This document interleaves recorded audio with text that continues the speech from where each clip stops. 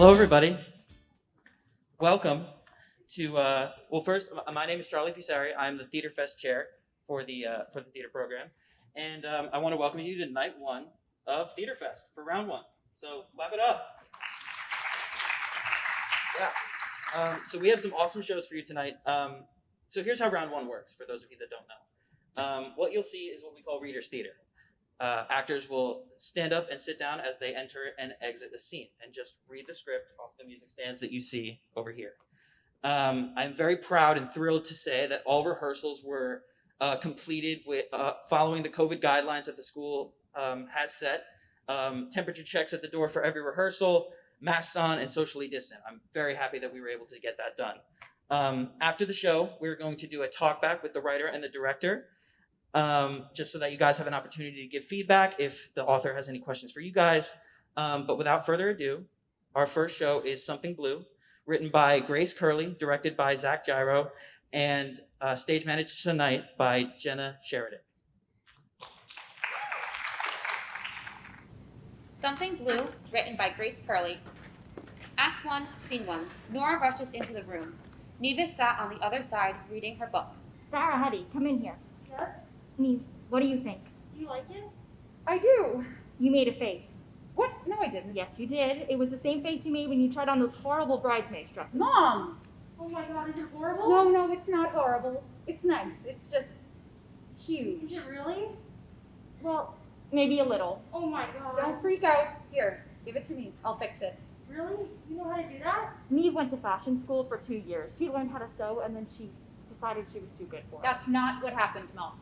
Oh no, you met a boy and you dropped out. We started a business, Mom. A business I still have. Whatever. I'm not getting into this with you. Sarah, I will fix this for you and whatever else you need me to do, okay? Thank you, Neve. Sarah exits. That girl is always so nervous. Because you scare her, Mom. Excuse me? I mean, I think she's just freaking out a little. She wants us to like her. Well, of course I like her. And start acting like it. This poor girl can't breathe with you going over every little detail of the wedding at every single moment. I'm just trying to help. You're doing more harm than good, trust me. It's her wedding too, not just Sean's. Well, neither of you know what they want anyways. If it weren't for me, the two of them would have been engaged forever. Right. Besides, this might be the only chance I have to see one of my children get married in my lifetime. God, you act like I'm helpless. Well, what else am I to think? You let that one boy get away, and you dropped out of college for him. For the last time, Mom, I started my own photography business. Max was just there to help get it started. And where is this Max now? He's in Paris. Didn't I already tell you this? Maybe. Maybe I just need to hear it again. Where's Sean? Getting a haircut. Okay. I don't know why he'd get a haircut so soon before the wedding. I'm sure it'll be fine. If he wanted to have short hair, he would have tried on his tux right after the haircut. If the barber cuts his hair too short, the photos are ruined. He's going to look fine. Neve takes a seat and starts to look at the veil. Sean enters. Oh my God! Look at you! What? Here we go. Your hair! What about it? It's so short. Is it? No, it isn't. Well, I hope it is. I told them to go extra short. You did what? I told them to buzz it. He didn't actually do that, Mom. I'm going to check on Sarah. What's her problem? Don't ask me, it's your wedding. You got me there. Speaking of, why don't you go save your fiancée? She can survive a few minutes. How was the haircut? It was fine. What have you been up to? Dealing with Mom all morning. Thanks for the help, by the way. Hey, I had very important matters to attend to. Nice. How are you feeling? About what? You're getting married, Yeah, what about it? Sean. I'm excited. I promise. Okay. You don't think it's too soon, right? I don't know. Come on, you know. Maybe a little. I figured. I mean, Dad passed and the very next week you're engaged and then 2 months later there's a wedding? Right. How's that even possible? How did you put up a wedding in 2 months? Mom knows people. Of course she does. Will you back off Mom for a minute? She's trying her best. I know I messed with her, but I'm just joking. She and I are different. Still, she's been through a lot. We all have. Dad's death was hard on all of us. Is that why you're doing this? Doing what? Rushing into a marriage you're not ready for? You don't know what you're talking Is about. this all because Mom pushed for it? No, Neve. I love Sarah, and I want to marry her. Enough. I'm sorry, Sean. It's okay. Dad wouldn't want you to do something you'd regret. I know. I can hear him saying it now. Yeah, me too. So no Max? Oh my god, you too? I know. I'm sorry, but I had to ask. No, he's in Paris. New girlfriend? Yeah, What an asshole. I liked him too. I know you did. Paris, really? I know. I suppose it is the ideal place to run off with the mistress. Too soon? I hate you. I don't blame you. Are you sure you're okay? Yes. Are you? Yes. Alright, well, you should probably go save your future wife now. There's probably none of her left by now. See ya. Bye. Neve sits back down in her original spot and lets out a heavy sigh. She picks back up her book and starts to read. Scene 2. Neve? Neve, are you dressed? Where are you? Neve enters from a secluded area in the room. I'm right here, Mom. What is it? How does the dress fit? It fits fine, Mom. Are you sure? It looks a little snug. Mom. I just... Do you want something, or are you just here to pick me apart? Because if so, I'm sure it can wait until photos later. No, that's not what I'm here for. Then what is it? I was just wondering what you think of Sarah. Are you serious? I am. You want my opinion on Sean's fiancée now, 2 days before they get married? I'm just wondering if she's the right pick for him. She seems kind of like a bitch. Mom, I told you what I thought when they got engaged. You said it was too soon. You never said what your exact thoughts were of Sarah were. Because you never let me get the words out. As soon as I said it was too soon, you went crazy. You said, why won't you let me have this one thing? And don't I deserve some happiness after your father? So I stayed silent. But Mom, Sean is getting married to this girl now because of you. You can't just turn around and change your mind about her. I won't even entertain the thought that I somehow pressured my son into getting married. Mom, you absolutely did that. A day after Dad died, you were asking Sean when he was going to propose to Sarah. He did it to make you happy. That is ridiculous. God forbid we have a bit of normalcy after what happened. Normal? Mom, nothing about this is normal. You threw together a wedding in 2 months. Who does that? I'm sorry I tried to do something nice for us. There were plenty of things you could have done for us. Well, Dad would have. Stop bringing your father into this. He's already in it, whether you like it or not, Mom. Dad would hate to see us all like this, constantly at each other's throats like this. Neve, be ready in 5. The photographer will be here any minute. Nora exits. Scene 3. Sarah and Sean are posing next to each other while the photographer takes pictures. Nora is standing to the side, dictating the photo session. Neve enters. You're late. Sorry. Neve, go join your brother and Sarah for pictures. Okay. Hey. Hey, I wasn't late, was I? No, you're actually right on time. We got started a little early. Oh, really? Yeah. Are you okay? Yeah. What, did she get on your case? No, of course not. Here, smile. The Sarah, photographer takes their picture. Sarah, jump in these photos. I want some of the 3 of you. Really? Yes, hurry. Okay. You look beautiful, Sarah. Really? Of course you're stunning. Sean, Sarah, and Neve all pose for more pictures. Nora then calls Sean over. Sean, come over here. Your tie's all over the place. Can I ask you a question? Sure. Does your mom like me? Yeah, of course she does. I don't know. I feel like sometimes she doesn't like me or thinks I'm not good enough. Don't worry about what she thinks. Sean loves you and picked you. That's what matters. I know, but it's important to be close with the family. You have all the time in the world to do that. You're really important to Sean, which makes you important to me. Thank you, Neve. And maybe if you're free sometime, maybe we could go shopping together or get drinks. I would really like that. Nora enters with Sean. Okay, it's time for the rehearsal dinner. Are you both ready? Yeah. Yes. Perfect. Sean and Sarah, you 2 run ahead. I need to speak with Neve. Sarah rushes away with Sean falling behind, but doesn't leave before exchanging a look with Neve. What is it? I think you owe me an apology. What? For earlier, I want you to apologize. No, I'm not apologizing for that. What you said was rude and uncalled for. It's the truth, Mom. Dad wouldn't want Sean rushing into something he's not ready for. You don't know what you're talking about. Yes, I do, Mom. Sean is miserable. You can tell how nervous he is. And don't get me started on Sarah. You terrify the poor girl. She feels like she's unwelcome. Well, I don't control the way she feels. You freak her out, Mom. I don't know, Mom. Maybe they shouldn't get married. As Neve is saying this, Sean walks in. What? Neve, why would you say that? Sean, please, tell Mom how you really feel. It doesn't matter at this point, Neve. I'm getting married tomorrow. Enough. Sean, come on. Neve, just leave it, please. I'm marrying Sarah. That's it. Sarah now enters, having overheard Sean. Was that even a question? Sarah, no. Is that what you guys are all fighting about? Sarah, no. Stay out of this, Neve. Everything is fine, Sarah. You stay out of this too, Mom. What's going on? Nothing. You're lost to wait? No, it's still happening. I won't have it any other way. Of course you won't. Both of you, stop it! We're fine. Everything is fine. Are you sure? I mean, we missed you soon.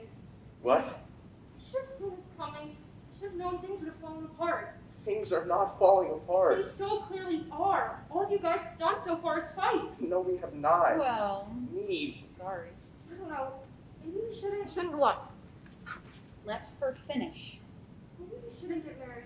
What? I think we should call off the wedding. Are you sure? I am, yes. If that's what you want, then Oh, you can't Okay. be serious. I am.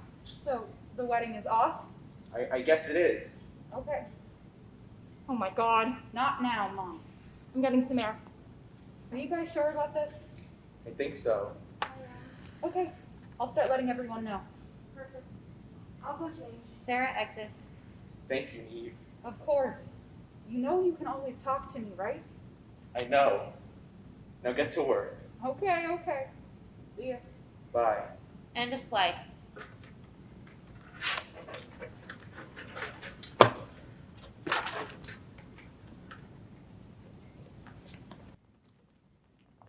All right, guys, let's hear it for something blue.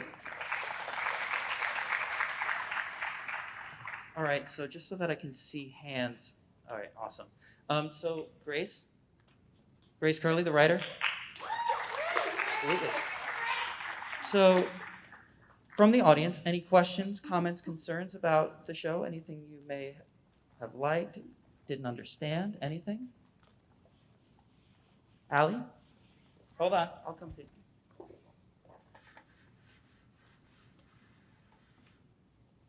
Was there a certain event or something that inspired you to write the story? No. It just kind of came to me a couple months ago, and I figured it would be a really good script. So, yeah. Yeah, actually, I have a few questions. So I was just wondering what everyone's thoughts were on the ending, because I felt as though I kind of rushed it. So I just want to know maybe how I can make that better, and what would you like to see out of that? Any thoughts on that? Any thoughts on the ending? Sure.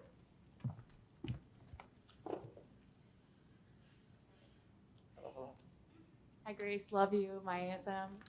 But my only thing that I was going to say was, do you think it's a happy ending or a sad ending, from your interpretation? Because, like you said, you think you rushed it, but is it happy or sad?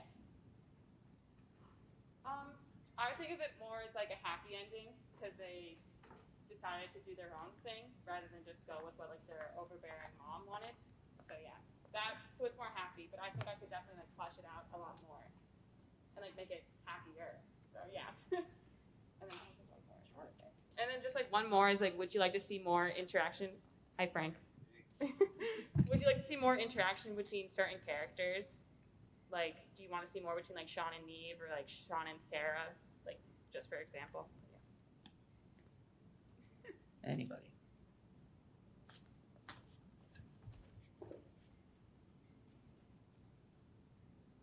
I think that might be good for Sean and Sarah to have a moment where they discuss ending their wedding rather than just ending it right then and there with their family. I also think that might help with it feels rushed at the end. Yeah, thing. that was smart.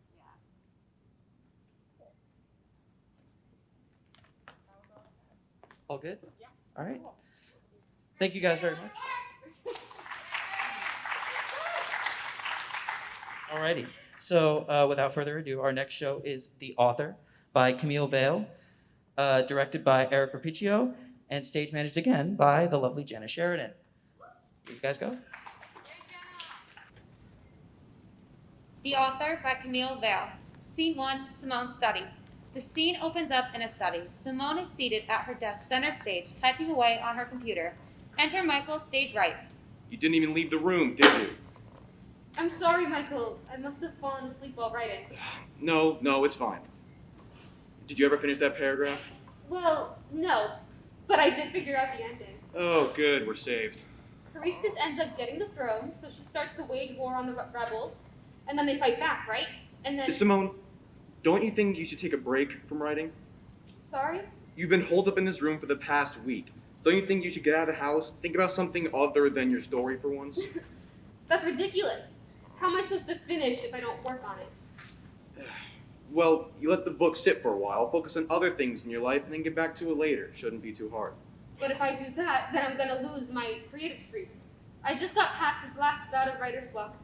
I'm sure I could crank out several more pages now. Simone, you aren't on a deadline. It's not like you have a publishing company waiting for you to send the story in. You have time. You have no idea how writing works. Maybe not. But I know that being holed up in your house for days on end isn't healthy. I barely see you anymore, and I live here too. Well, that's not really my fault. You're always up at work or out doing who knows what before coming home. No, actually. I leave the house because you never come out of this room of yours. I have nothing to do when you're all holed up, so I go out and find other ways to spend my time rather than sitting around waiting for you. What I'm doing is working on something big. This will be huge, I'm sure of it.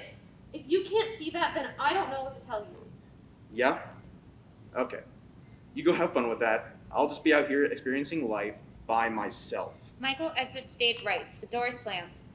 Scene 2, a bar, one day later.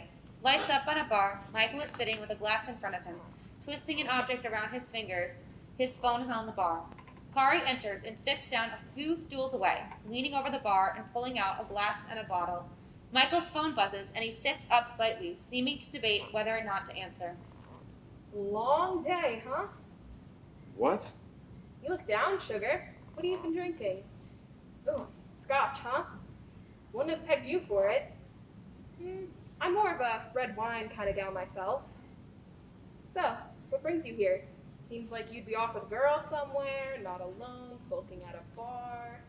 That's just the problem, isn't it? Ah, girl troubles then. What is it? She needs more attention? Too clingy? Can't catch a break? Gotta say, I don't blame you for wanting some space to breathe. I wish that were the case. You should branch out then. If a girl's avoiding you, it usually means she doesn't want you around anymore. Do you see this? I bought this ring 3 months ago. Cost me $3,000, but I still haven't found the right time to ask her, or rather, she hasn't given me the time. Really? That's quite a step. Tell me, does this girl of yours seem particularly thrilled about the idea of you two? That's the trouble with everything. All she ever does now is sit around in her room and work on that book of hers. Tell me, what's the likelihood of anyone ever actually reading that thing? Little to none, that's what. Maybe I'm being too harsh. It's just, we used to build worlds together, you know? I miss the days when we walked downtown and threw ideas back and forth. Now, it's like she locked me out of this one entirely. You're really head over heels for her, aren't you? I don't know. That's the problem, isn't it? I don't know anymore. It doesn't seem like she's going to come out of her own world for a while. Whenever she isn't writing, she's off talking and writing to Sam. Sam! I mean, he's not even he's anything, right? I don't know what he is to her. It's so irritating that she doesn't even seem to be aware that I'm still here. 4 years. We've been together 4 years, and this sudden need to write a bestseller now threw that all down the drain. Damn, this girl's put you through the ringer. You know, it sounds to me your worries aren't unfounded. What do you mean? Well, think about it. How often is she with Sam? How often has she done anything with you? If you two made stories together before, why isn't she with you right now? I mean, who's to say she hasn't been testing the waters? I don't know. It's just... Listen, hon. When it comes to relationships, I'm an experienced girl. And as an expert, I feel it's my duty to warn you that girls can be fickle things. After 4 years, we aren't going to quit paying attention for no reason. My advice? You should keep an eye out. I wish you weren't making so much sense. I can't see any other reason why a gal would stop paying attention to a guy like yourself. Caring, dedicated, good looking. In my opinion, she doesn't deserve you. I suppose I should thank you for listening to my personal problems. It's been a while since I've had a conversation that wasn't one-sided. Oh, it's nothing. Couldn't let a pretty face continue to look down in the dumps. Though seriously, if you ever need someone to talk to, give me a call. I'm free anytime, though. I'll keep that in mind. Pleased to meet you. Blackout. Scene 3, Simone's study earlier that morning. The phone goes off, startling Simone. She fumbles around with it before answering. Hello? Lights Simone. go up on stage left. Sam is on the phone. Simone, it's Sam. Where are you? I'm at home. Why? 10 o'clock? Coffee? Remember? It's practically routine at this point. Simone checks the clock, getting up and trying to pull herself together. 10:20. Why didn't you call me earlier? I'm so sorry, Sam. I fell asleep in my study last night and I only just woke up. Working on the book, were you? Yeah. You know how I've been stuck on that one bit for the past week? I think I finally figured out what to do. And it helped me figure out the ending. Hey, that's great. You know what? How about I just grab you a cup of coffee and come over to your place? You can tell me all about it and I won't have to wait here any longer. Really? You do that? Of course I would. That's what I'm here for, remember? Besides, I've got nothing else to do. All right. I'll see you in a few. Simone sits back down at her desk. Sam enters stage right, 2 coffee cups in his hands. Hello? He hands Simone a coffee. He pulls up a chair and sits down. So, what is our friend Caristus up to now? Okay, so she's in the capital now, right? Meanwhile, Prince Alec is going to be crowned soon, and tradition says he needs a queen to rise to the throne with him on coronation day. Kari is that queen. How does this have to do with the ending? Well, Kari kills Alec, so she becomes the overall ruler. She's still bent up about the rebels and wages war on them. They fight back, eventually they overthrow her, and she lands in jail for murder, oppression, and identity fraud. Whoa. Wait. Isn't she the main character of the story? Yes, but she's also the villain. That's what makes it so interesting, see? You read the story from the villain's point of view. It's like an anti-hero thing. Doesn't sound like she'll be very happy about that. Are you sure that's the story you want to tell? Publishers will eat it up. Although, whenever I'm writing, it's like Kari shows up and tries to change the story. Not literally, obviously, but in my head. You know how authors say that they can talk with their characters when they're writing? Like they have a mind of their own? I think I'd be pretty aware of that by now. You're not alone though. Several famous authors have mentioned it. Alice Walker, Stephen King, Philip Pullman. I just wish I knew what she wanted. Kari enters stage left, though neither of them have noticed. Then why don't you ask her? Yes, why don't you? Whoa, who are you? How did you get in? Wait, you see her too? Is there any reason I shouldn't? Yeah. What, you don't recognize a friend? I'm certain I've never met you before. The name's Caristus, Sammy, and I believe Simone and I require a little chat. How are you here? Who cares? What matters is that I am, and I'm gonna have so much fun ruining your life. What do you mean by that? Well, I've got free will now, don't I? Soon enough, you'll wish you never decided to give me a bad ending. What are you going on about? Turnabout is fair play, isn't it, darling? I think I'll go talk to your little lover boy. I'm sure it won't be that difficult to win him over. After all, I'm very charismatic. All thanks to how you wrote me. Which is quite ironic, seeing as you don't seem to be much the romantic type yourself. What? You can't do that. First of all, you shouldn't even exist. Exactly, but I do exist. And I'm not all too happy with what you plan to be my story's ending. Oh, so that's what this is all about. Of course it is. That's what I've been trying to tell you while I was still trapped in that dank little cell you call your mind. I'm not that crazy, am I? Oh, I wouldn't rule that out entirely. Would anyone care to explain to me what's going on? Easy, Sammy dear. Now that I'm no longer just some fairy tale, I can do whatever I want. Sure, I might be villain in little Cece's eyes, but she did make me this way. So you're imaginary and a bitch. How do you plan on getting Michael involved in all of this? Is he able to see you too? Oh, I'm sure you can answer that one all on your own. Of course he would say that. What's wrong, Sammy? You always have to keep it real, huh? This just seems to be your thing, doesn't it? Keeping Simone on the right track? Well, She swings at him and clocks him in the temple, saying, how about this for reality? Sam slumps to the ground, knocked off from the head. Sam! Blackout. Scene 4, Simone's living room, a few hours later. Lights up in the living room. Sam is sitting on the couch while Simone is pacing. This makes no sense. This makes no sense! I don't understand how this is possible. I'm sure there's an answer, Z. Oh, yeah? What do you think the answer is? I don't know. Maybe it was something your mind made up. You're kidding, right? No, think about it. I mean, are we sure it was even real? We haven't seen her since. Sam, she gave you a concussion. That means nothing. I'm pretty sure it means something. Come on, it's not like something similar hasn't happened before, right? Please tell me you're joking. Don't play innocent, Simone. If she's here for a reason. You've got to figure out why. Once you know her purpose, you can continue with the story the way you want to. Not for her, not to get the Pulitzer Prize. Write it for you. Until then, I guess we'll just have to wait and see if she really follows through with what she said about Michael. That's it? That's your advice? Wait and see? You're supposed to be helping me. That's what you do. First off, rude. However, you're right. It is my role to help you in your endeavors. Damn. So I did it again? Kari's really here? I'm calling him. Yeah, that would be a good idea. Simone quickly dials Michael. After a few rings, the call drops. Damn it! He's not picking up. Shit.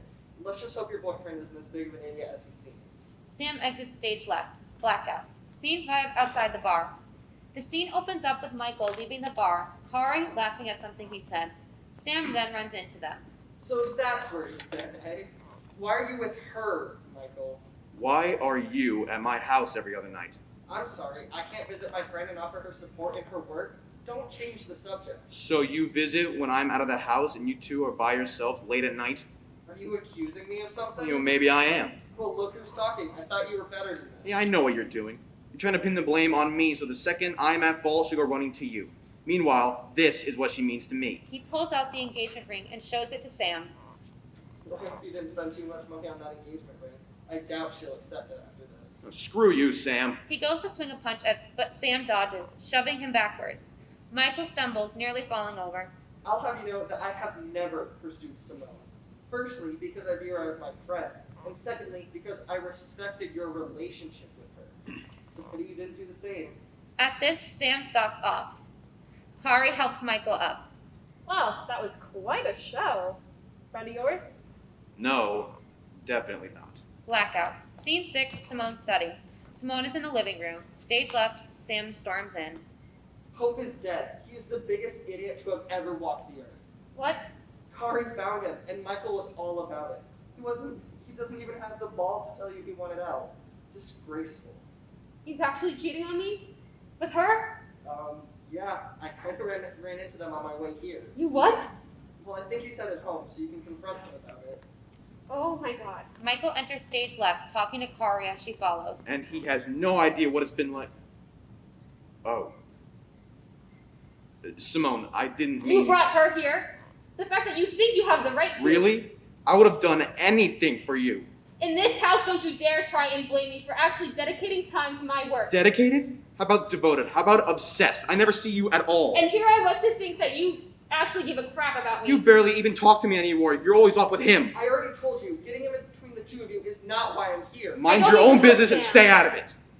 Of course I expected this from her. But to think that you What else was I actually... supposed to do? Wait around like a lapdog? I cannot believe It you. was nothing. If you had actually bothered to listen when I tried talking to you, then maybe I wouldn't need to find someone else. Enough! Get out. Simone, listen. I'm sorry. I said, get out. I don't want to see you anymore. Grab your things and leave. Give her some space, Michael. It's the least you can do at this point. Michael takes a step back, surveying the scene before he leaves, bewildered at how it got to this point. Simone drops into a chair and covers her face. The main character causes her own undoing. We'll talk details later. Kari exits stage right. Blackout. Scene 7, Simone's study, a day later. Time passes, the scene opens to Simone passed out in front of the computer. Sam is asleep in a chair nearby. Kari enters stage right, surveying the scene. She crosses over to Simone and silently reads what is written on the computer, surprised. Damn, she's still powering through, huh? Sam wakes up with a start, eyeing Kari carefully. What do you want, Charistus? Well, Sammy, I initially came to talk bargains, though I thought that the whole Michael thing would have thrown her off enough to quit. She's resilient that way. You know, it's kind of funny. The breakup actually made her even more determined to finish it. Said she's got to write it for herself like I suggested. Not to make you happy, not to be successful, just so that she gets her own story out and done with. Wow, if that isn't the glitteriest pile of unicorn shit I've ever heard. What are you doing here?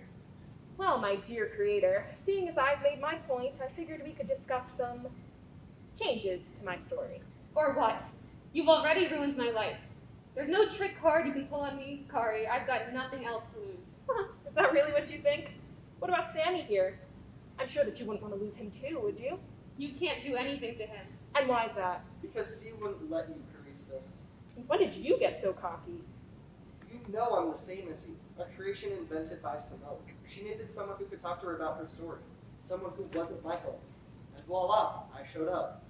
Ah, there it is. You're Michael's replacement. But since you're looking out for her, you can't tell her the truth, can you? What? Sammy's got his role, but why am I here, really? Did you honestly think it's just because I wanted my happy ending? That's not a reason for you to bring me to life, and you know it. I don't. You needed a villain, doll. So you made me come here because you didn't want to be the bad person. You don't believe you can do both, can you?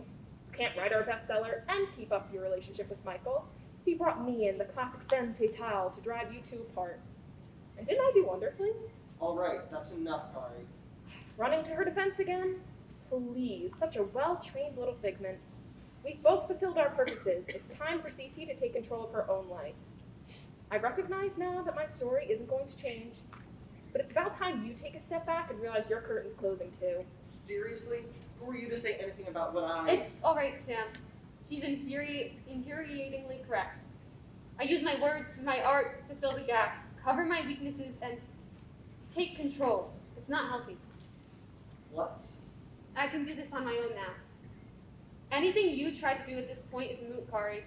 Through you, I brought myself exactly where I wanted to be. This story is the only thing I'm concerned about now, thanks to your meddling with Michael. I suppose I should thank you. Not only did you help me realize that Michael wasn't the best for me, but you proved my point that you will be the cause of your own undoing, no matter what the situation is. I'm really not getting out of this one, am I? No, you're not. But believe me when I say that your story will do you justice. Half promise is better than nothing. Fine. But only because if I stuck around any longer, your sad life would just make me depressed. All right, Steve. I'm happy to have been here for a while. For you, I'll let you finish this on your own. Thanks for being here, Sam. That's what I was made for. I'll be seeing you. Lights dim, spotlight on Simone at the computer. The rebel leader looked out over the balcony at the city before him, a thriving world where everyone could live in peace. He was still amazed at the idea that they had won. Even so, he had a feeling that Charistus wasn't finished. He supposed that he should double the guards around herself, just to be safe. Blackout. End of play.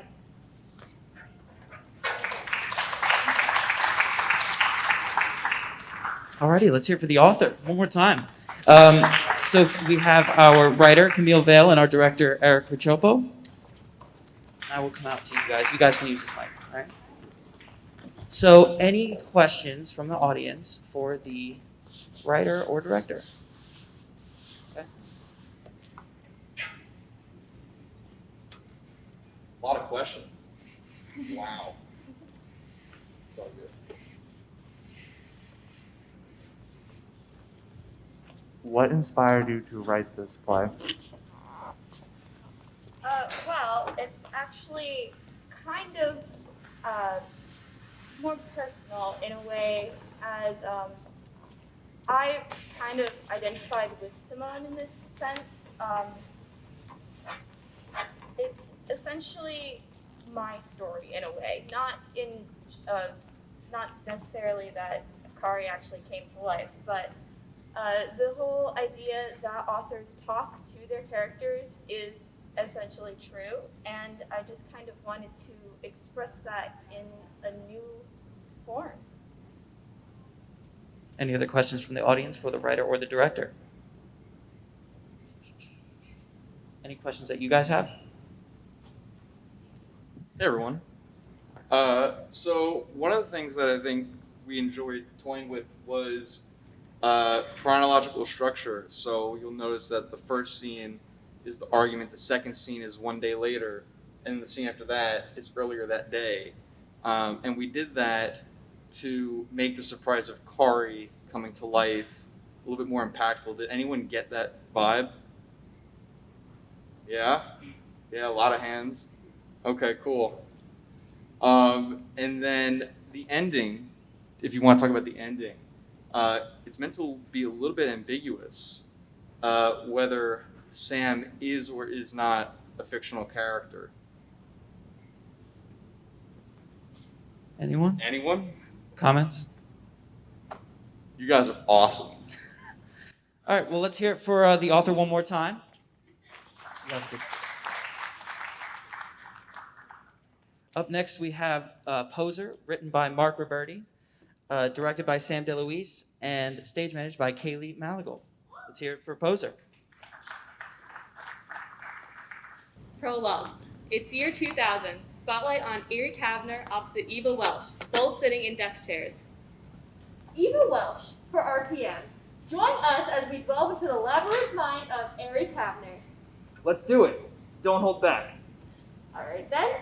Would you consider yourself a normal person? I consider myself normal in the most extraordinary of circumstances.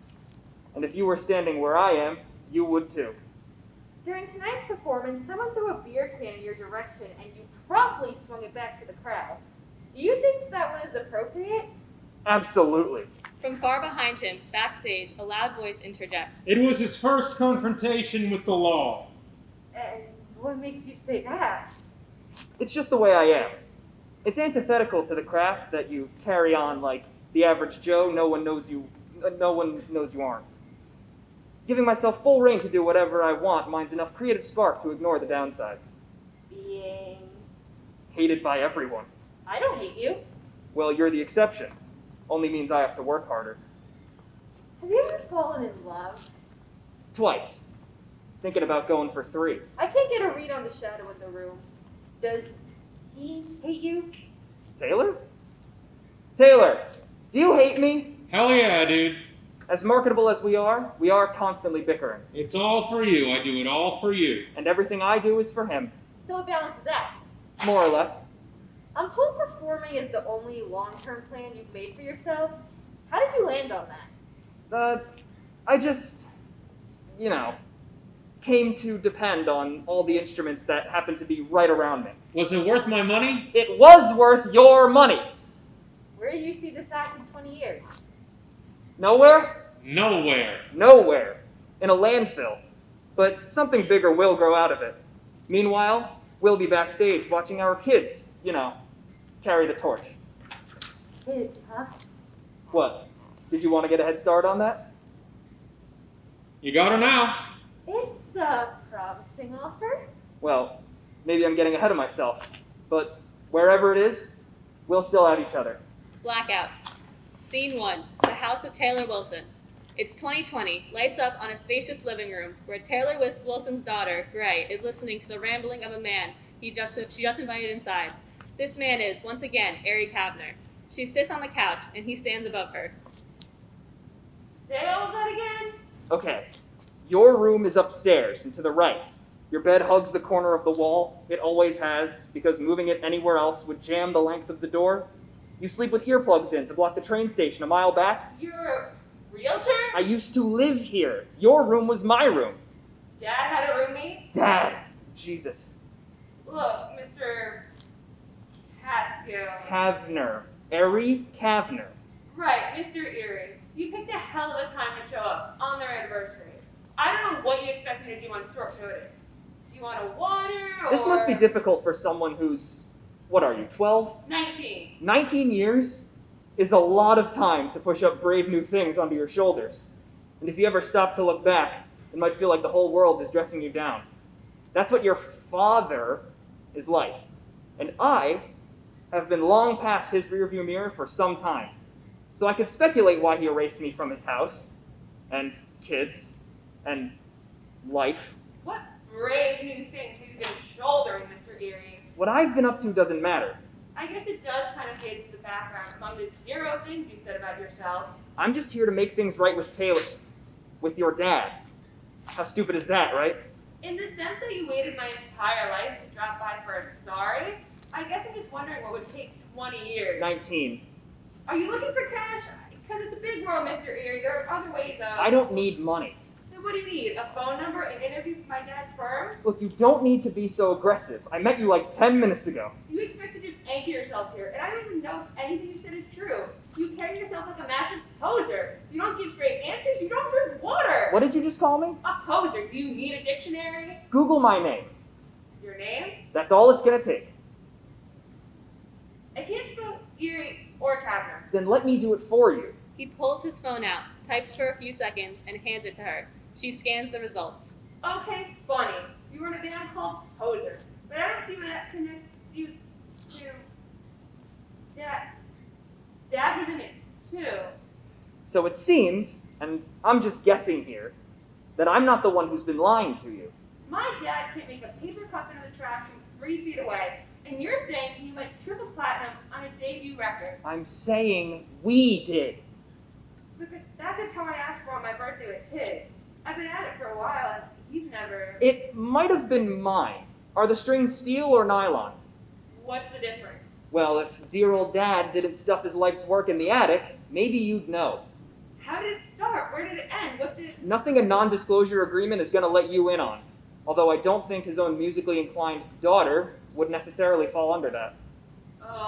Alternative, charts, controversies, international controversies, MTV. Okay, here we go. Disbanded after their quiet and sudden demise in 2000. That's all it says. She returns his phone to him. He pockets it. Sudden is putting it lightly. They stare at each other. And? One night we got into a drunken spat at a hotel room. And I mean, that was typical. But the next morning, he was just gone. And it's one thing to change your mind, but he never gave me the courtesy of knowing. So, imagine, if you will, the power vacuum that had to be filled in a matter of days to stop everything I had accomplished from being a complete waste of time. 1 minute, I was doing overtime in the studio every day. The next, I was extinct, homeless, waiting for the residuals to catch up with me. He was running back to his cushy degree at the college that they paid him to go to. I mean, isn't that because he was, like, smart? More than I figured. This has been going on for decades. Do you think you're going to end it by showing up and saying a few words? I wouldn't start by showing up on his anniversary if I had a wedding invitation to show for it. No, there's more to this. You want him back in the band, don't you? Well, sport, record labels aren't exactly itching for the dry rot of an act that couldn't spring for 2 records at their peak, let alone now. It ended where it ended. I'm just trying to pick up what's left of it. Will you be calling him, or is this a surprise party? No. You call him, he'll call the cops. I'll be locked up for breaking and entering. He doesn't care. He punched out his rearview mirror. No way to reach him but in the headlights. Where he runs you over? Stop being so literal, for fuck's sake, or you'll never keep up. I haven't been literal. You're yelling fuck at a child. See, you're doing it again. I'm starting to put together why I was never told about you. Maybe Dad doesn't like sharing the credit for your goddamn trust fund. They were all my songs. My best work came out of zoning out in the shower. The lights from the ceiling pane, nerves slipping right down the drain. I'm gonna go take one. What? I'm gonna go take a shower. No. It was my house too. One way or another, you'll find out. He exits. Scene 2. Maybe I should have called the cops. She motions towards the home phone. At the same time, Taylor enters through the front door. Gray looks at him, stunned. Hi, honey. We got screwed on our reservation. We're home regrouping. Your mother's dropping by the liquor store. Why was the door unlocked? Did something happen? No, I've just been outside thinking. About? You know, life, the stars. I got my midterm grades back today. My lowest was a B- in philosophy. Well, maybe look at the stars some more and it'll be a B+. You are still getting credit for those lessons I paid for? Oh, yeah, I tried finger picking last time. I didn't like it as much. I'll be feeling those blisters for days. Sounds tough. Wish I could help, but I don't know a lot about that sort of thing. Don't you? No, I don't. Nothing. It's nothing. Well, all right. I'll be upstairs if you need anything. Were you in a band with some greasy guy that used to live in my room? He stops in his tracks and swivels around to face her. Now, where would that be coming from? Online. There's a book online. There's a book about this? That leaked and definitely wasn't going to come because of a non-disclosure agreement. PDF. Look, Dad, is he real or not? Yeah. Yes, Gray, he was real. Why didn't you tell me? It's sort of gotten away from me. Or I guess I've gotten away from it. What's it to you? Dad, you went triple platinum. That's cool. This whole time we have music in common. Where's the harm in it? What made you look in the first place? There's a signature on the back of my guitar, the one you gave me. It was our manager's. He was in a very famous band, and he helped us out. Which band? I believe it was Life You Finger. work for Lifefinger? Dad, I freaking have the Violet album on vinyl upstairs. Oh, Christ. I used to deal with fans that reacted like you did just now. I forgot how to deal with them. There was some 3-step process Liam Gallagher taught us when we had to... Look, the guitar you have, it's just a guitar. You told me you bought it at auction. Look, I really can't play for shit, honey. That wasn't a lie. I wasn't there to be Paul McCartney. I was there to help the little weasel get back on his feet instead of squatting here for the rest of time. And if I didn't get out when I did, he'd be right back upstairs. Is that the shower running? And you don't think any of your famous friends could say, get me in a band? I burnt all those bridges with what I did. I didn't want to tell you because I didn't want to disappoint you, and I certainly didn't want him anywhere near you. Well, in that case, I just want to say that I'm sorry. For what? Ari re-enters, oblivious, soaking wet, wearing only a towel, and carrying his dirty clothes beneath his arms. Hey, do you think anyone would notice if I stole an outfit? Tate practically hoarded his wardrobe, that fuck! He stops beside Taylor. Taylor, still facing Gray, is frozen in place with an expression of knowing disappointment. Kerr. Gray, honey, there was no book, was there? No, Dad. Stall your mother outside when she gets back until I call you in. Dad, international controversies? Outside. She exits the front door. Scene 3. What's up? Oh, okay, so you have a death wish, is that it? No way. I kicked everything. I'm clean. I wanted to look clean. I just didn't expect you to be home so soon. You don't live here. It's a big house. That's not what you said when you told me to sell it, so we could slide into a high-rise apartment off of checks from one record. I take it that didn't work out. You didn't think losing you might have had something to do with that? Your daughter doesn't even know who I am. Why do you think that is? I'd rather hear it from you. Because she's my kid, not yours. Try getting your own, maybe. Why doesn't Gray know me? Why didn't you know her? It isn't my job to keep my kids up to speed on every burnout and jerk-off I scuff the shoes of. Taylor, your own kid looked at me like I was a face in your yearbook. You honestly carried on like I was just some parasite? Yeah. Can you give me a ride back? Fuck off, Ari. No more favors. I can't clean you up any more than I did. Well, clean up no more. Yes, amazing. It only took you 20 years to learn how to shower. Not the shower, dumbass. I'm here to extend an invitation. He pulls 2 tickets from his pocket of his dirty clothes under his arm and hands them off to Taylor. Ari Kavner at the Troubadour, July 16th. Well, goddamn, I guess you do still have it. I couldn't exactly... Oh, sorry. Ari drops his towel, but he's still wearing underwear beneath. Taylor is briefly alarmed by this. Ari begins dressing himself with his dirty clothes. I couldn't exactly plot a trip back here to Texas, living paycheck to paycheck. But I think this might be the start of something better.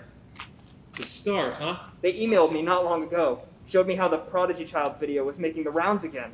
The video had spiked. That crappy thing is still online? God, I figured it'd be taken down by now. Do we have to go right back into that tone?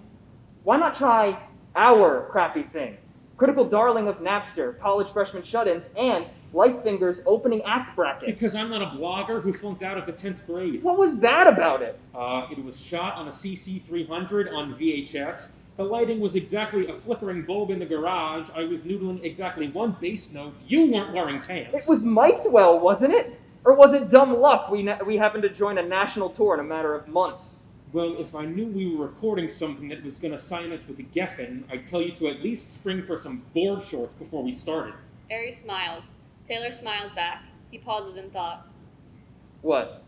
Nothing. It's bringing you back, right? This? When we were lightning? Yeah, it really is. Blackout. Scene 4. Concert stadium venue.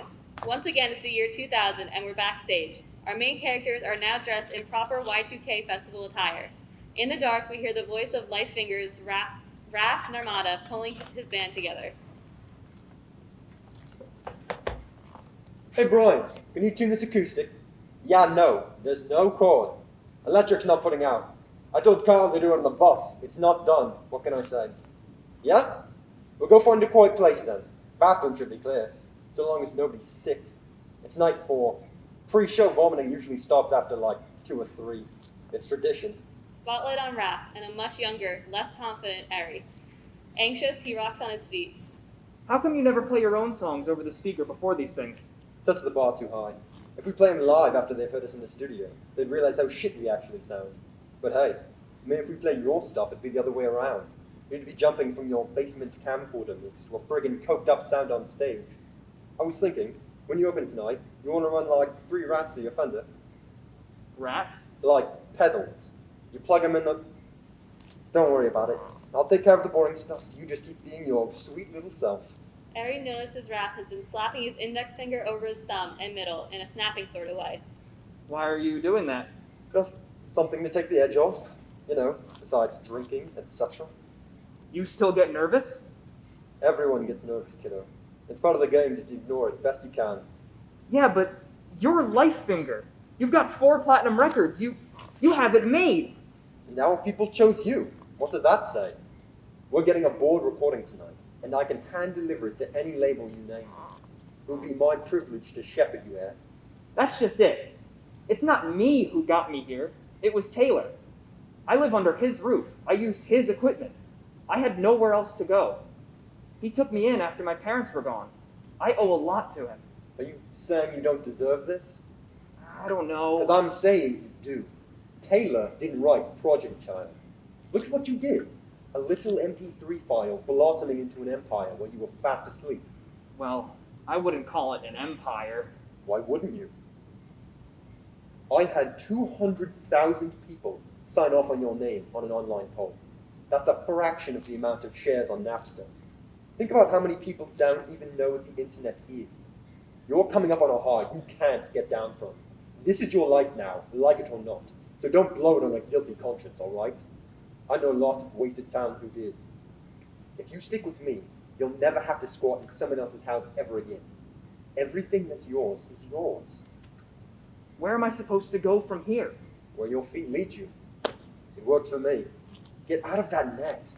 Maybe it's coming back to Taylor every night that's bringing you down.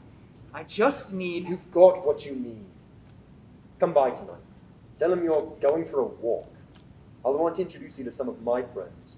They'll show you the motions of relaxation. I think we should go with the rats. Attaboy. Raph begins to exit, but he stops short as Taylor enters. He's had more than a few drinks. He grips a guitar crudely by the neck as he approaches. Colorado, yeah! He bangs into Eri. Looks like he gets it better than you do. Taylor presents the guitar to Raph. Wait, Raph, this is stupid, but can you sign this? I'm not using it, I just want something to show the folks. He passes him a marker from his pocket. Raph graciously signs it and returns it. I'll be seeing you, Av. Raph exits. Eri coldly stares at Taylor for a moment. Did you see Iggy Pop was here? He kissed me on the mouth. Where the hell have you been? Dude, sorry, bathroom was a 20-minute wait because some asshole was tuning in the stall. Are you high on something right now? Only on life. Also, ecstasy. It's kind of going around back there. Who said anything about ecstasy on night 4? Well, no one said anything about it. They just kind of slipped it on my tongue, and then I said something like, when in Romania. Taylor, I need to know this isn't going to be a problem on stage. Eri, my child, I see this as something to enhance the work on stage. In spite of the fact that I feel like making out with everyone in a 5-mile radius, and they're likely feeling the same way, my priority is you for the next 10 glorious minutes out there. I know I don't always look it, but you're really important to me. I'm proud of you, brother. Yeah, this place is insane. If I could just get a minute. From the left of the spotlight enters an unassuming woman, approaching the two with a tape and a mic in hand. Hey, is this Poser? I'm here with RPM. Are you Eri Kavner? Eri faces her, barely making eye contact. Yeah, what's RPM? Look, man, my partner and I are a little pressed for time, but after the show we can all take a hit and play Frogger. The Parkway is lovely this time of night. Do you need a soundbite? He's a war criminal. Did you know Eri was a war criminal? Your network shouldn't be coercing with a war criminal. Eri aggressively pulls Taylor away. My associate is a little off-center, but you are refreshingly normal. And there's a guy by the trailer who can give you my number. I mean, so we can talk. After. Gotcha. I'm a fan, by the way. She exits the way she came. She only asked for me. Looks like you got your work cut out for you, huh? I was just trying to make believe. You need focus, right? I need therapy. Just gear up and let's go. They exit. After a blackout, we hear Raph's voice. All right, folks, before we start, everyone who pirated their stuff got them this far, but you better damn well give them all your money when they hit the big leagues. You wanted them. Here they are. Poser. Scene 5, Aries' bedroom. It's still 2000, from the blackout. Listen, we're 2 stops away from bridging over to the East Coast, so you might want to get going. Spotlight on a twin bed. Ari is shirtless, sitting over the side, looking down. Eva is dressed, gathering her things scattered around the room. Get going? No way. If you make an ass out of yourself on Letterman, wobbling around on your bum leg, I'm gonna be right backstage laughing when you come off. I don't think this is gonna work. I think it'd be best if you went home.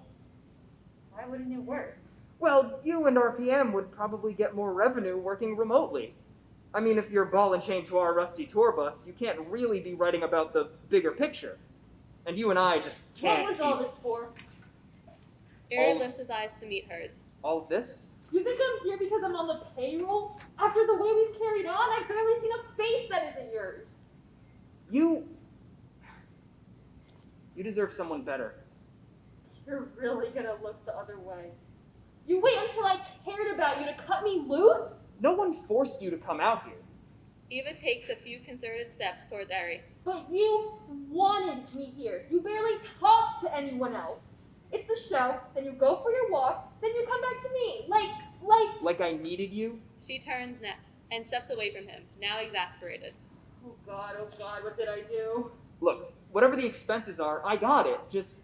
Again, she marches back up to him. I wasn't expecting you to propose, but you know, I haven't been home in months, seen my family, or... Then maybe you ought to see them. I don't have to leave. It was nice meeting you. You have my number if you ever want to talk.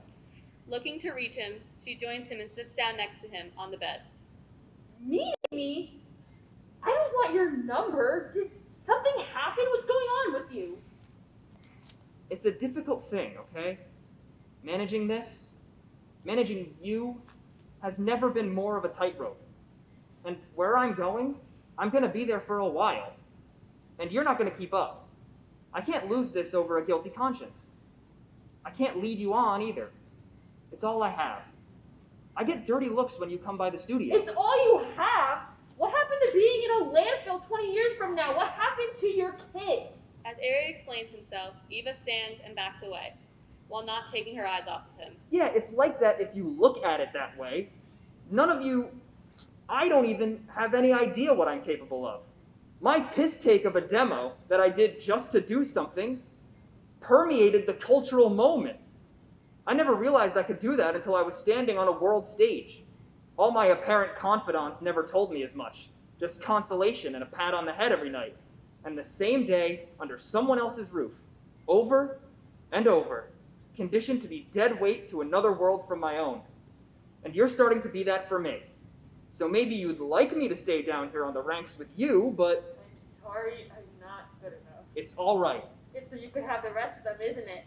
Any other vulnerable girl who'll throw herself at you because you know it works. It won't happen again. Right. I'm a trial run. Great goodbye. How far down does this go? Are you waiting for the day when everyone's expandable?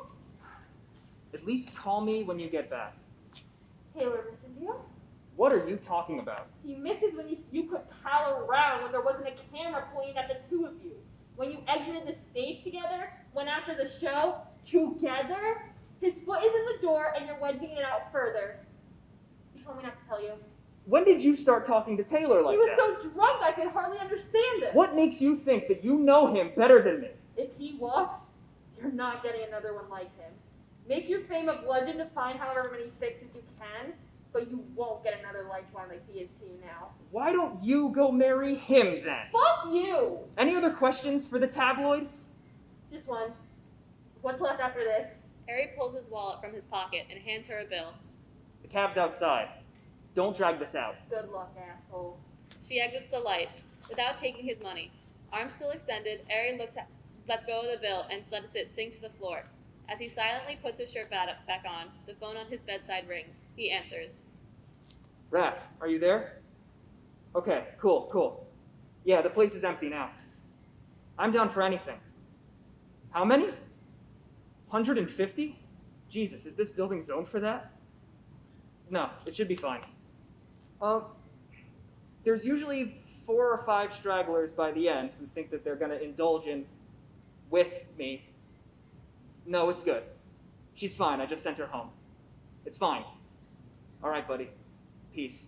He hangs up, looks up to the ceiling with a 1,000-yard stare, rocking back and forth gently in place. Peace. That's what's left. Blackout. Scene 6, Taylor's house. Back to 2020, from the blackout. You knew we got married? Lights up on the living room again.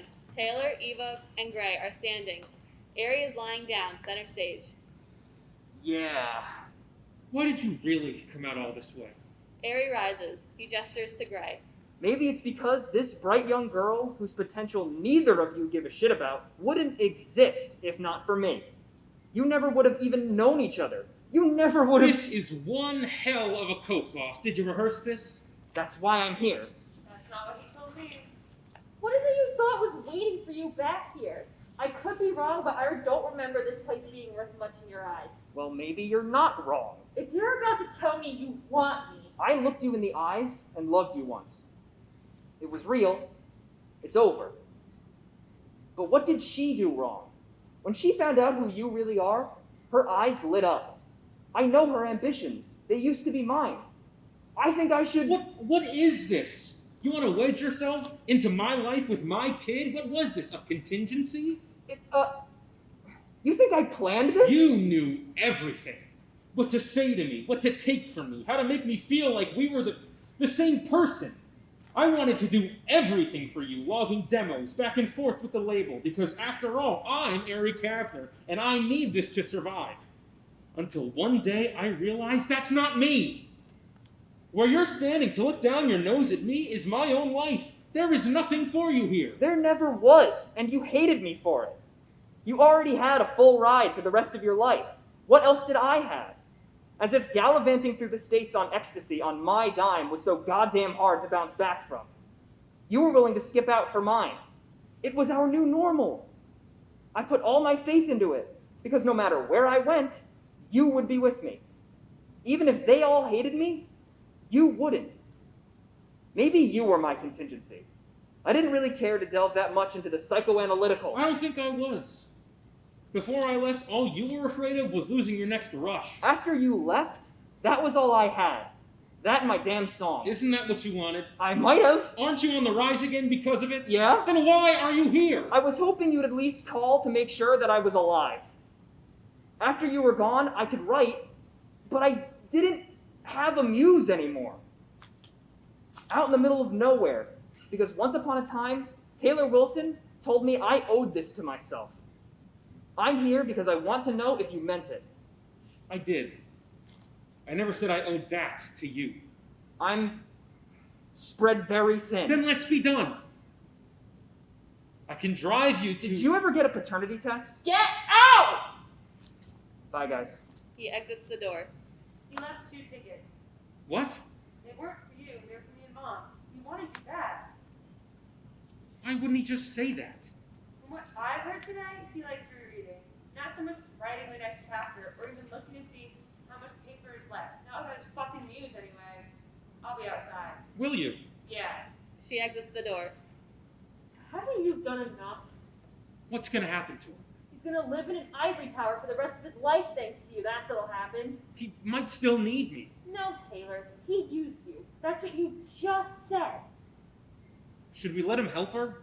Should I? Would she learn from us what we went through? At her age, we can only hope. Let's take this one day at a time. It would take a lot to come to this thing with you. I don't want to go against you. Jesus Christ, Eva, I love you. And after what he did... Taylor, he's gone. I have everything I need right around me. It didn't come easy, but it's here. Something in your eyes tells me you aren't quite there yet. And where is there? I don't know, but I'll be right there when you find out. She kisses him, motions to exit, until...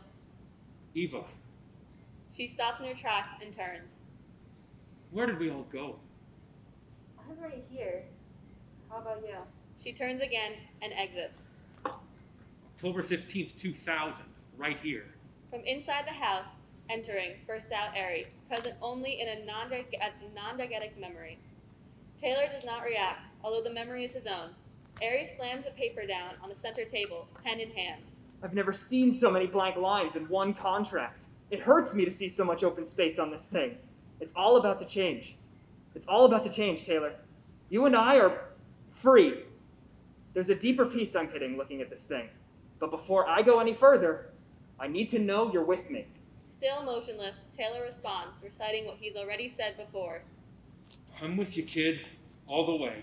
And you know I've got a charred mantle of a conscience, so I need to know if framing my future around this shitty music is the right thing to do. You know, in this moment. Again, Taylor recants his response. You're too hard on yourself, Airy. It's all as it should be. You owe it to yourself to get it out there. Airy signs the contract. Well, that's it. Here's to being poser. Here's to being poser. Blackout.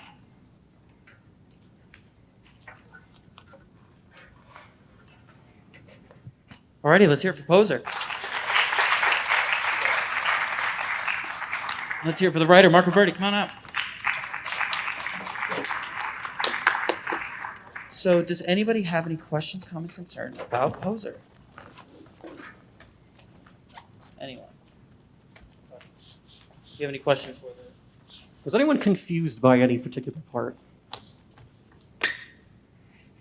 Everyone can follow along? Okay. Well, alrighty then.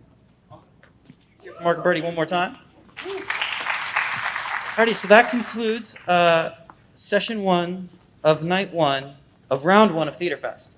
Before you guys all go, make sure you guys sign out with Olivia Shepard in the lobby with your QR codes. And we'll see you here for round 2.